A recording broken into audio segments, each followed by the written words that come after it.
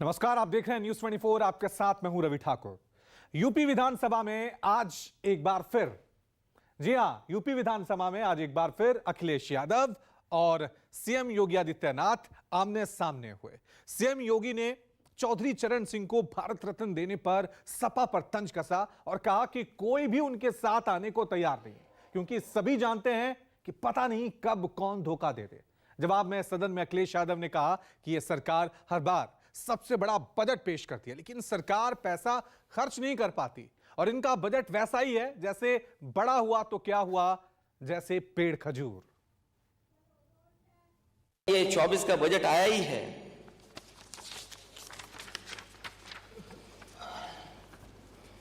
तो मैंने पहले भी कहा, फिर कहता हूं मैं, यूपी का बजट चाहे 7 करोड़ का हो या 8 लाख करोड़ का हो, सवाल यही रहेगा कि 90% जनता के लिए उसमें क्या है।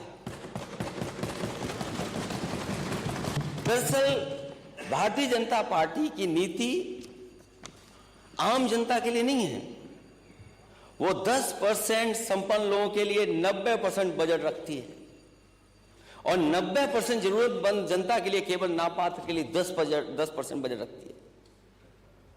उत्तर प्रदेश की सरकार, जैसा पहले आंकड़ों में आप उलझा रहे हैं, हमें आंकड़ों में न उलझाए, सीधी सीधी ये बात बताए कि इस बजट से महंगाई से कितनी राहत मिलेगी। इस बजट में जहां जगह जगह आपने कहा है कि नौकरी और रोजगार मिलेंगे, कितने युवाओं को रोजगार मिला है और मिलेगा। सही में अपराध और भ्रष्टाचार कम करने के उपाय पर कितना खर्च किया जाएगा। मंदी और जीएसटी की मार झेल रहे काम, कारोबार और दुकानदारी को बढ़ावा देने के लिए क्या प्रावधान है आपके पास। और क्या इस बजट में किसान की बोरी की चोरी रुकेगी या नहीं, फसल का सही दाम व किसानों की आय दोगुनी होगी या नहीं। और ये फसल की आय दोगुनी का नारा अध्यक्ष महोदय विपक्ष का नहीं है, ये सत्ता में बैठे हुए लोग उनका है, दिल्ली से लेकर के लखनऊ वालों का है, डबल इंजन की सरकार वालों का है। अगर 7 लाख और 8 लाख करोड़ का ये बजट है तो सरकार कम से कम ये स्पष्ट करे, क्योंकि इसके बाद हम लोग को चुनाव में भी जाना है, क्या किसानों की आय दोगुनी होगी या नहीं होगी। मजदूर श्रमिकों के मेहनत की सही कीमत इस बजट से मिलेगी या नहीं मिलेगी। कर्मचारियों को पुरानी पेंशन मिलेगी या नहीं मिलेगी। प्रभु राम लोक मंगल के प्रतीक हैं, यह बजट भी उनके श्री चरणों में समर्पित है।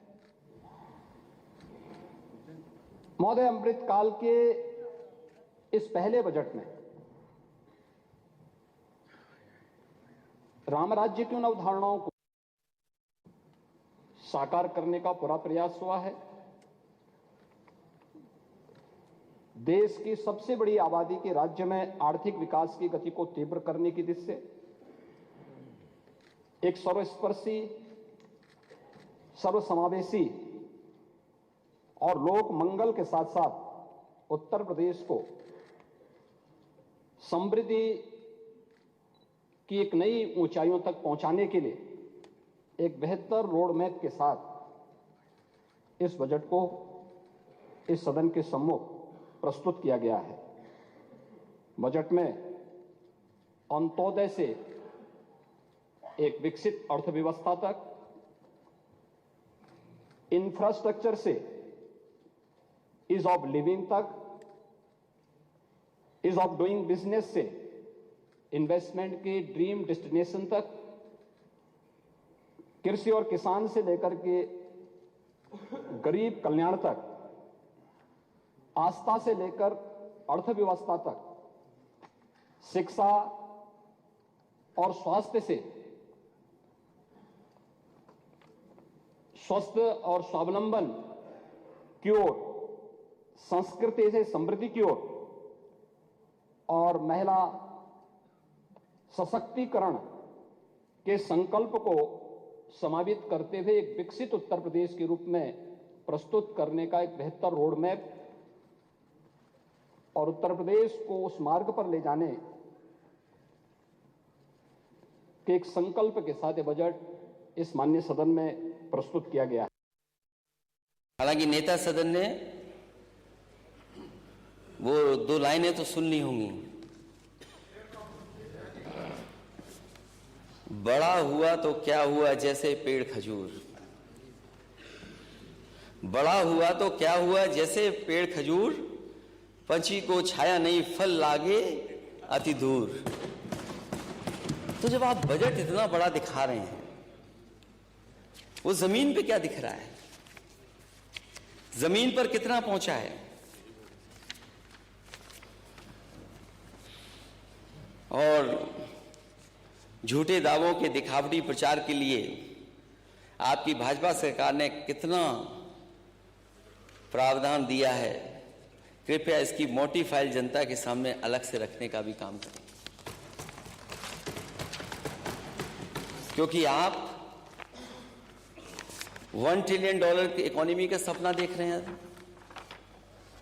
और अध्यक्ष जी दिल्ली से जो खबर आती है वो $5 लाख ट्रिलियन इकोनॉमी का सपना दिखाया जाता है।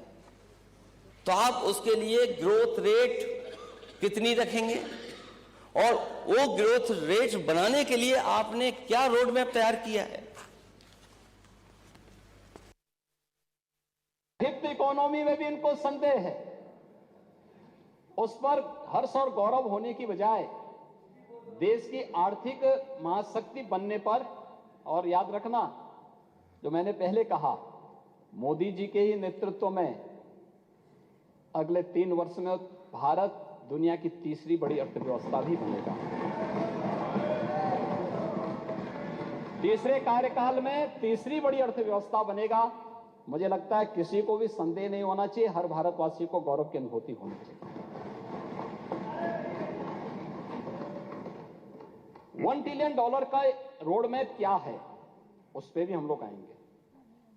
महोदय, कृषि सेक्टर में पिछले 7 वर्ष के अंदर जो कार्य हुआ, मैंने परसों भी यहां पे कहा था, गन्ना किसानों के लिए 22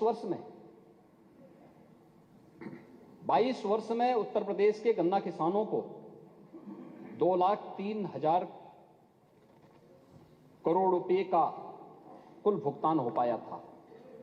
और पिछले 6.25 वर्ष के दौरान उत्तर प्रदेश के गन्ना किसानों को अब तक 2,33,000 करोड़ रुपए से अधिक की राशि उनके खाते में जा चुकी है। प्रदेश में गन्ने का दायरा बढ़ा है। कोरोना जैसी महामारी के दौरान भी प्रदेश के अंदर इस बार भी हम लोगों ने गन्ना किसानों के मांग के अनुरूप हम लोगों ने प्रति क्विंटल गन्ने का दाम भी बढ़ाया है। और उत्तर प्रदेश पहला राज्य है जिसने कोरोना कालखंड में भी अपनी सभी चीनी मिलों को चलाया है। सरकार जो आंकड़े पेश करती है वो सच नहीं है आंकड़े।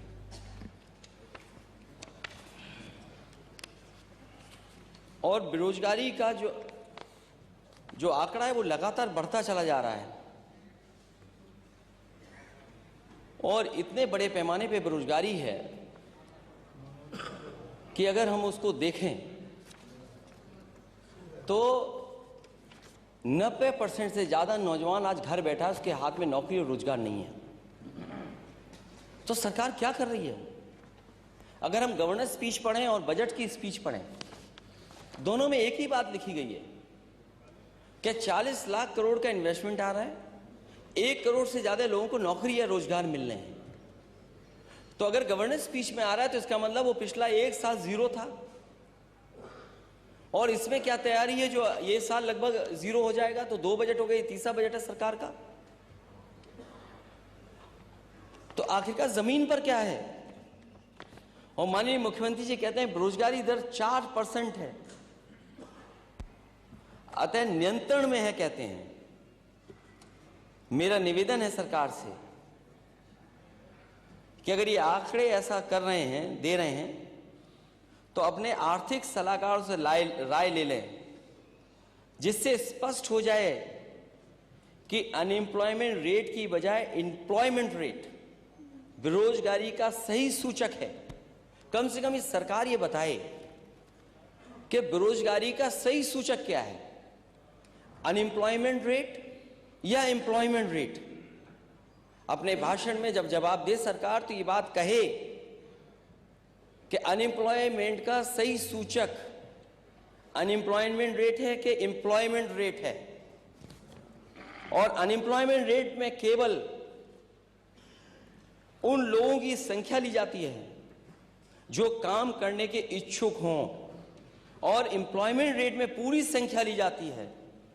इसलिए कम से कम सरकार इसको स्पेसिफिक बताए कि आखिरकार सरकार में क्या स्थिति है नौकरी और रोजगार की। उत्तर प्रदेश की जीडीपी की बात यहां पर हो रही है। अगर 16-17 की तुलना में आप देखेंगे तो पिछले 7 वर्ष, लगभग 7 वर्ष के दौरान 3 वर्ष कोरोना जैसी वैश्विक महामारी का सामना करने के बावजूद हमारी सरकार उत्तर प्रदेश की जीएसडीपी को दोगुना करने में सफल रही है। ये हम सब जानते हैं कि 2017 तक, आजादी के बाद से लेकर के 2017 तक उत्तर प्रदेश की कुल जीडीपी 12 और 13 लाख करोड़ के बीच में थी।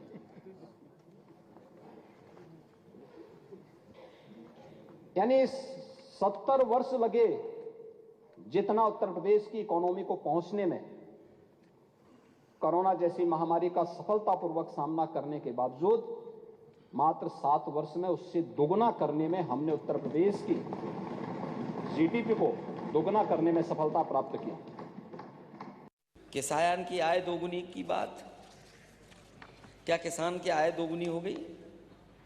क्या एमएसपी मिलने लगा? आपने बजट में भी और गवर्नर स्पीच में भी इन बातों को डाला है कि हम किसान की लाभकारी मूल्य दे रहे हैं। क्या सरकार एमएसपी देगी? क्या डबल इंजन सरकार एमएसपी किसानों को उपलब्ध कराएगी? और वो इंफ्रास्ट्रक्चर कहाँ है जहां आप एमएसपी उपलब्ध करा सकें? अगर आपको किसानों को एमएसपी दिलानी तो उसके लिए इंफ्रास्ट्रक्चर क्या है? आपने इंफ्रास्ट्रक्चर क्या तैयार किया है? जो मंडी चल रही थी वो बंद कर दी, और कई मंडियों को जो बनाया जा रहा था बड़े पैमाने पर, उन मंडियों के लिए बजट क्या है? आखिरकार आपकी किसानों से दुश्मनी क्या है? आप मंडियां क्यों नहीं देना चाहते? और जो सुविधाएं किसानों को मिलनी चाहिए वो सुविधाएं क्यों नहीं दे रहे हैं? और एग्रीकल्चर रेट क्या है? क्या हमारी एग्रीकल्चर रेट डाउन नहीं जा रही है?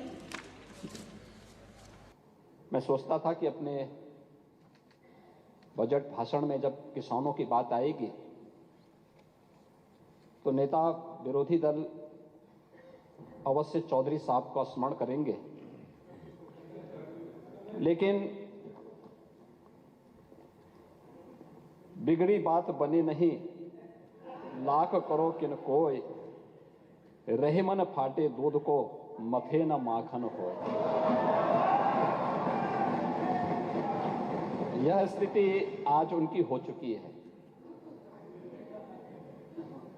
कोई साथ में आने को तैयारी नहीं है, क्योंकि सबको मालूम है कि पता नहीं कहां किसको धोखा दे दे।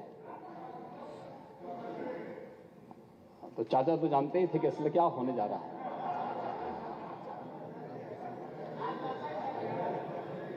और इसलिए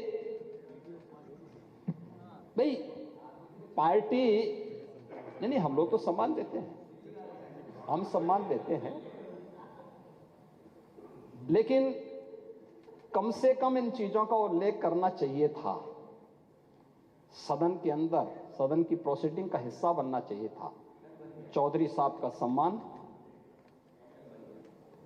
किसानों का सम्मान है और उत्तर प्रदेश का सम्मान है। इसलिए बजट के अंदर जब अन्नदाता किसानों की चर्चा हो रही है तो कम से कम इन चीजों का उल्लेख कर देते तो अच्छा रहता। इसमें मुझे लगता है उनका भी सम्मान बढ़ता। भजन स्थल अध्यक्ष मोदी, आज भी आप जानकारी कर लें और कल की भी जानकारी कर लें। आप कल चलिए दिखाते हैं। मैं भगवान नहीं, अध्यक्ष महोदय, जब समय था बुलाने का तो आप पे भी इनविटेशन, मैं बुला रहा हूँ ना सर, चलिए कल चलिए। अध्यक्ष महोदय, जब समय था बुलाने का तो इनविटेशन आप पे भी नहीं था। ऐसा मतलब यहाँ तो कम से कम आप रेड कलर के चेयर पे बैठे हैं, हमारे नेता सदन तो रेड कारपेट पे दिखे ही नहीं। और फिर आप अध्यक्ष महोदय कार्ड तो ये भी नहीं बांट पाए। सर मैंने भगवान चलिए ना चलिए आपका शिव की पूजा करके हम लोग जरूर जाएंगे, परिवार के साथ जाएंगे, और आप मुझे भी उस जब दिन बुला भगवान लीजिएगा। बुलाएंगे तब जाएंगे, आपके बुलाने पर नहीं जाएंगे, भगवान बुलाएंगे तब जाएंगे। लेकिन यदि इन्हीं आप शब्दों के साथ उत्तर प्रदेश हर फील्ड में नंबर 1 का बने, इसमें भी उनको आपत्ति है। तो ले चलो, आप अध्यक्ष जी के तो ऑफर को पहले ही डिनाई कर चुके हैं।